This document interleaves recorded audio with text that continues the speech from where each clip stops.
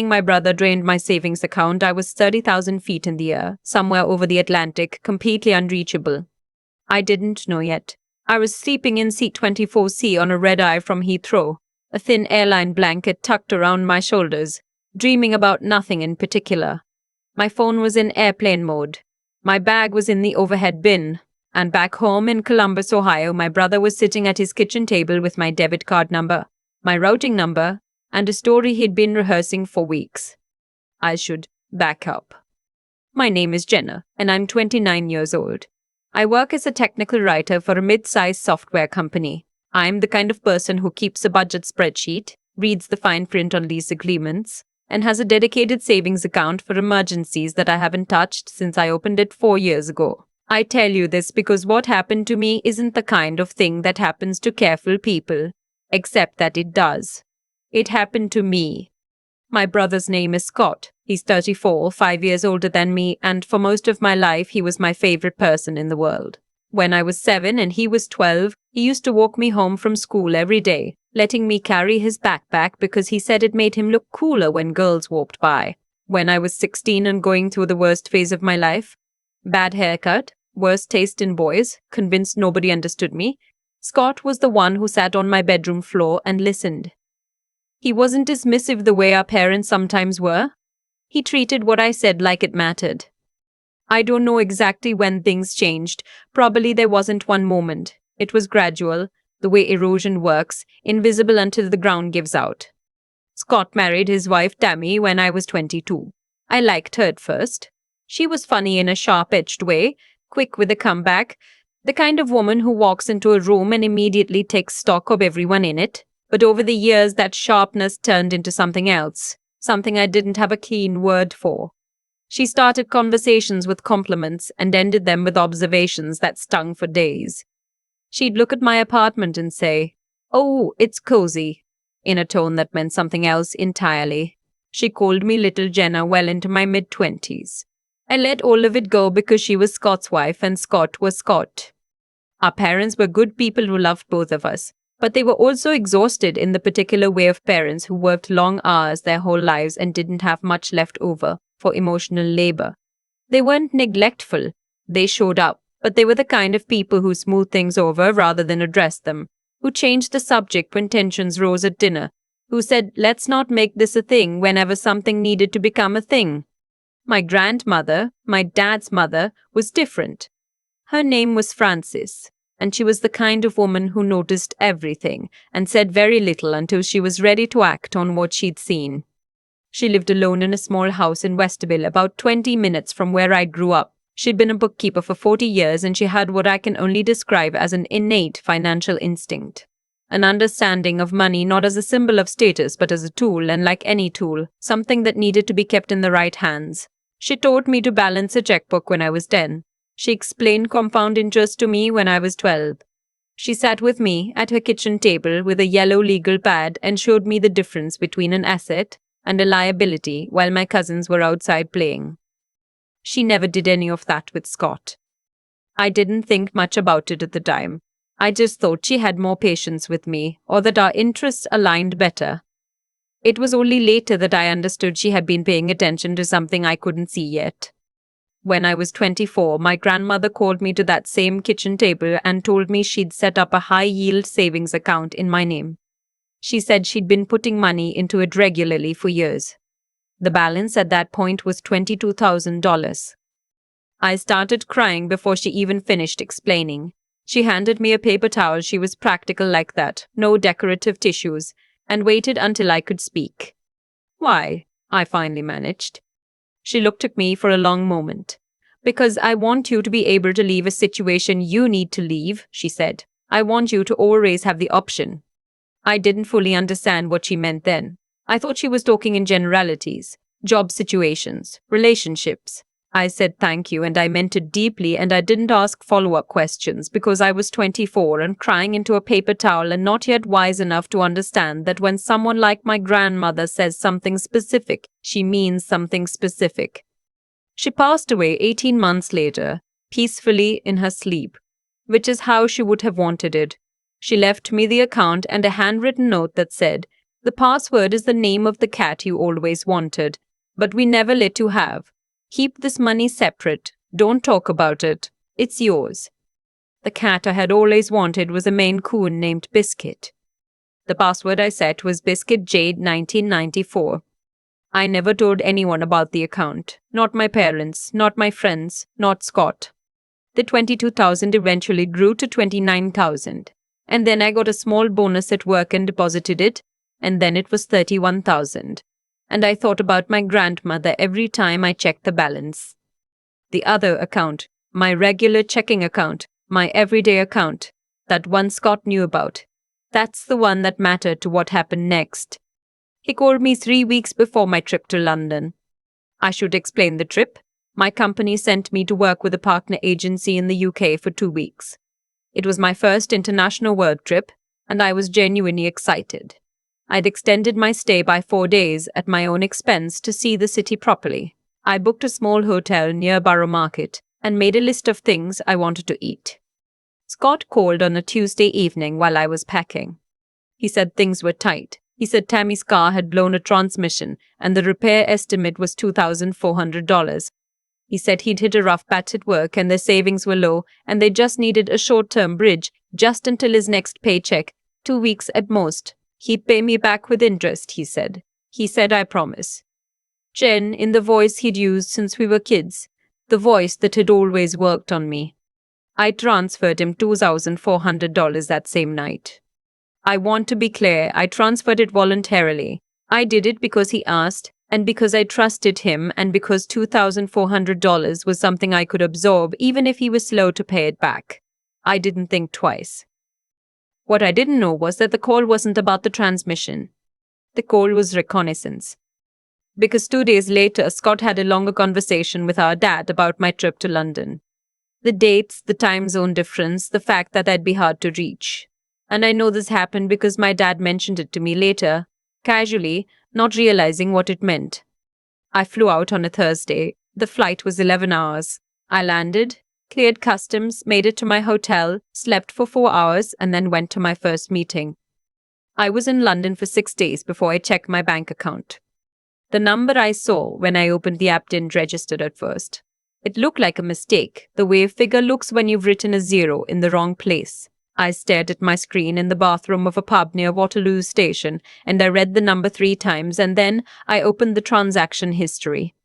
14 transactions over 5 days. Small ones at first, $200, $350, $300, the kind of amounts that might not trigger a fraud alert. Then larger ones, $800, $1, $800, and larger transfers, each just under the $3,000 reporting threshold, made on back-to-back days. Total withdrawn, $8,740. I sat down on the closed lid of a toilet in a pub in London and I tried to breathe. The transfers weren't to an unknown account. They were to an account I recognized. A joint account, the one Scott had opened with Tammy 2 years earlier when they were trying to refinance their house. An account I had been added to temporarily to help them meet a minimum balance requirement and then quietly never removed from. He still had my debit card number from a time I'd given it to him to order something online when his own card was declined. He had used my card to fund transfers into a joint account I was technically on but had never used.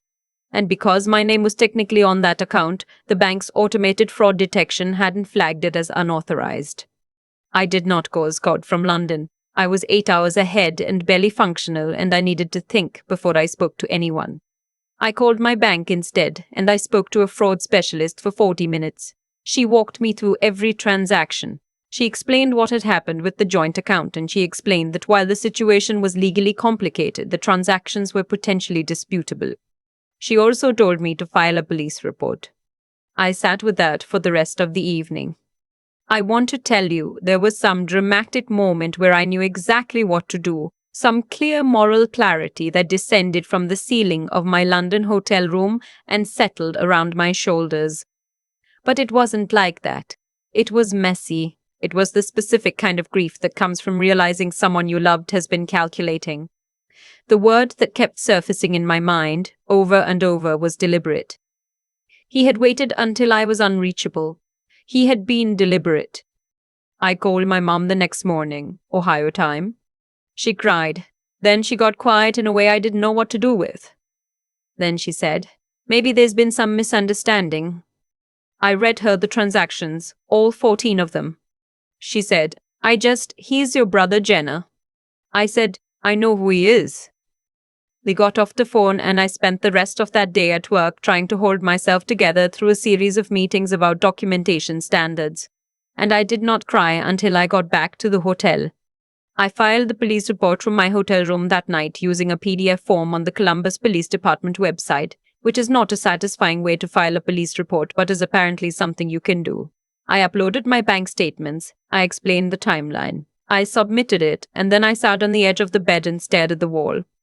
What I did not tell the police yet, what I had not told anyone, was about the account with the $31,000. My grandmother's account. The one with the password about the cat I never got to have. Because I'd checked that account too. It was untouched. He didn't know about it. I thought about my grandmother at her kitchen table with her yellow legal pad. I want you to be able to leave a situation you need to leave. She hadn't been speaking in generalities. She had been speaking in generalities. She had been speaking about family. She had seen something in Scott, something in the dynamic of our household, something I had been too close to see for myself. And she had quietly, methodically built me a floor to stand on. I came home from London on a Tuesday. Scott called me on Wednesday morning like nothing had happened. Hey, how was the trip? I recorded the call. I'm allowed to in Ohio. It's a one-party consent state which I had looked up the night before specifically for this purpose. I let him talk for a few minutes. He asked about London, about the food, about whether it had rained the whole time the way he'd always heard it did. He sounded completely normal. He sounded like my brother. Then I said, Scott, I need to ask you about my checking account. Silence. There were $8,740 transferred out while I was abroad, I said. To you and Tammy's joint account. Can you explain that? He said, Jen, it's not what you think. That sentence. I have replayed it probably 500 times since then. Not because of what it said, but because of what it revealed. That he had a prepared response. That he had thought about what he would say when I confronted him. That there had been a confrontation he'd been expecting. He said they had an emergency. He said it happened fast and he couldn't reach me and he knew I had the money and he'd meant to tell me as soon as I landed. He said he was sorry. He said he would pay it back. You took it without asking, I said. I know, Jen, I panicked. You took 14 separate transactions over 5 days, I said. Small amounts at first and then larger ones. That's not a panic. That's a plan. He didn't say anything to that. I told him I had filed a police report. He made a sound I hadn't heard from him before. Something between surprise and fear. Jen, come on. You don't need to. I already did, I said. I'm calling you as a courtesy. I wanted you to know. I hung up. My parents called me that night. Both of them from my dad's cell, which meant they were together. My mum cried again. My dad used the word overreaction. He said the family needed to handle this internally. He said going to the police would follow Scott for the rest of his life. He said I needed to think about what I was doing. I said, he stole from me. That's what happened. That's what I'm thinking about. My dad said, he's your brother. I said, you're welcome to make that argument to the detective. I don't think I've ever spoken to my father like that in my life. It came from somewhere I didn't know I had. I hung up and I didn't hear from either of my parents for 11 days.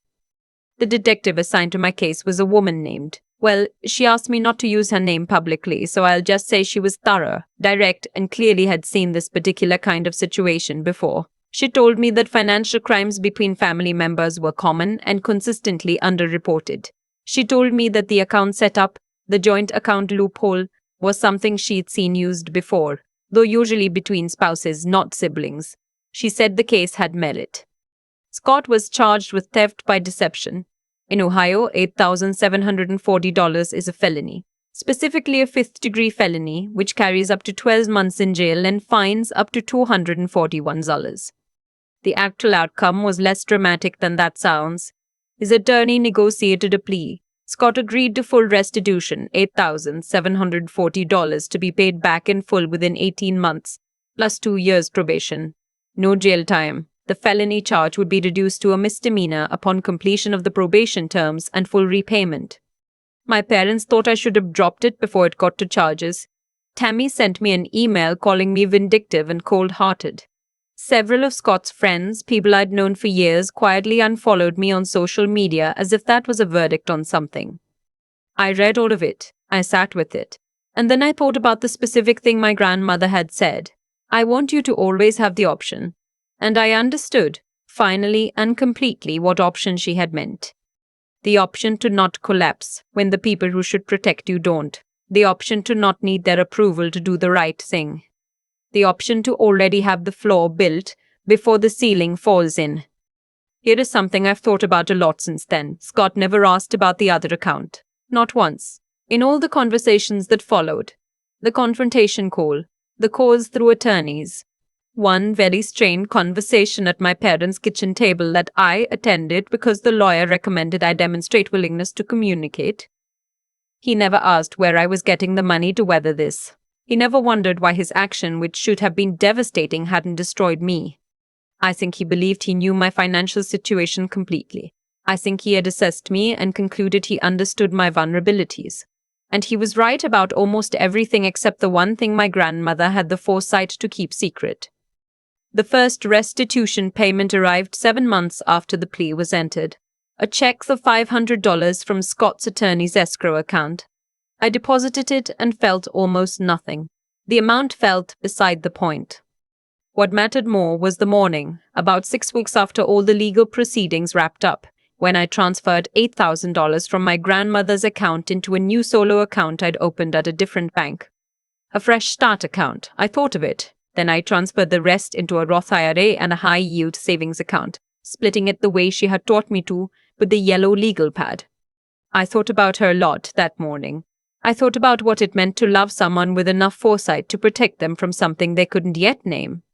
I still don't have a Maine Coon. I live in a building that doesn't allow cats. But I've been looking at houses. Scott finished his probation 14 months early on account of completing the full restitution ahead of schedule. My parents called to tell me as if it was news I'd want to celebrate. I said I was glad it was resolved and I got off the phone. We don't have the kind of relationship we used to have. I don't know that I want that particular relationship back. I'm not sure it was ever what I thought it was. What I want is something more honest. And whether that's possible between us is a question I've stopped trying to answer on a timeline. What I know is this. I have the money. I have the account. I have the floor my grandmother built for me long before I knew I needed it. And the next time someone asks me where my money is, I'll smile and say I'm not sure what you're talking about. Because some things you keep only in your head, and the cat you never got to name and the password nobody else will ever guess. I keep coming back to the image of my grandmother at her kitchen table with a yellow legal pad, teaching a 10-year-old how to balance a checkbook. She wasn't doing it because she thought it was fun. She wasn't doing it because she had nothing else to offer. She was doing it because she had watched long enough to understand something I wouldn't be able to see for another 2 decades, that the people who love you most won't always be the people who share your last name, and that the most honest thing you can give someone is the tools to stand on their own. What Scott did had a logic to it, and I've had to sit with that. He didn't steal from a stranger. He stole from someone he had assessed, someone whose finances he thought he understood, someone he believed wouldn't or couldn't push back without destroying the family in the process. That's not a panic decision. That's a calculation about someone's character. He looked at me and saw someone who would absorb it. And he was almost right. The part he miscalculated was the flaw my grandmother had already built. I think about cause and effect a lot now, more than I used to. Not in a fatalistic way, but in a practical one. What Scott did had consequences, because actions have consequences. Not because the universe arranges moral outcomes, but because choices leave evidence, and evidence has a way of surfacing. The 14 transactions. The joint account with my name quietly still on it. The call where he said, "It's not what you think," before I told him what I thought. Every step he took left a mark somewhere. That's just how it works. What I've had to reckon with is my own part in it, not guilt. I didn't do anything wrong. But I spent years smoothing things over, letting Tammy's comments slide, letting Scott's small asks accumulate without asking why the pattern never reversed. I confused loyalty with acceptance. I thought keeping the peace was the same as having integrity. My grandmother knew better. She never made a scene, never issued warnings, never sat anyone down for a difficult conversation about what she saw. She just quietly, methodically made sure I had options. That's a different kind of integrity. Not the loud kind, but the doable kind. Resilience, I've learned, isn't about not getting hurt. It's about having built something solid enough before the hit that you don't go all the way down. My grandmother built that for me, and then I had to use it. Had to actually go through the filing, the detective, the call to my parents where my dad used the word overreaction. The long quiet weeks where nobody in my family was speaking to me. That part was mine to do. Nobody could do it for me. And I did it. There's something Francis understood that I'm still learning to trust. That wisdom isn't just knowing things. It's knowing things early enough to act on them, quietly, without needing anyone to see you do it. She never told me why she set up that account instead of giving the money to Scott too. She never needed to explain. She just handed me a paper towel when I cried and said, "Keep this separate," and trusted that someday I'd understand what she meant. I understand now. The Maine Coon I never got to have is still just a name in a password. But the flaw is real, and it's mine. And I built the next layer myself,